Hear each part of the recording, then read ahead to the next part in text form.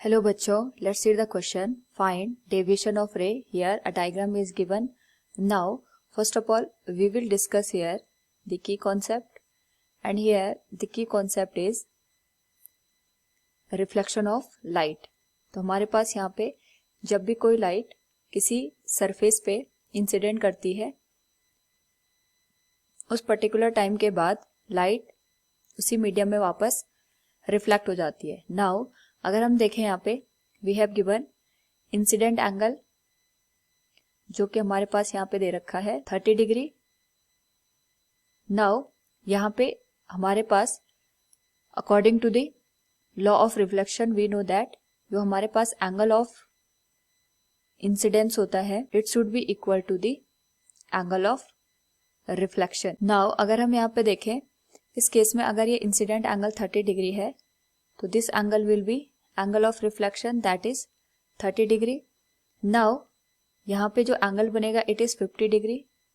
तो इस केस में हमारे पास यहाँ पे this angle will be 90 minus 30 that is 60 degree और ये वाले एंगल की वैल्यू हो जाएगी यहाँ पे 70 डिग्री.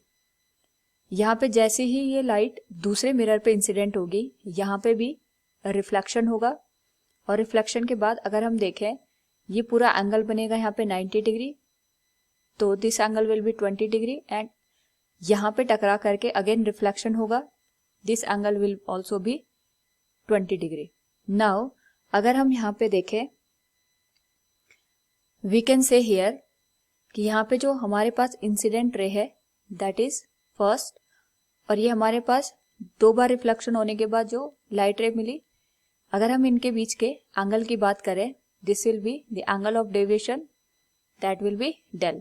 अगर हम इस डेल की वैल्यू फाइंड आउट करें it will be 180 degree minus 60 plus 40 degree. यही हमारे पास एंगल ऑफ डेविएशन की वैल्यू हो जाएगी और हमारे पास एंगल ऑफ डेविएशन की वैल्यू होगी 80 डिग्री के बराबर.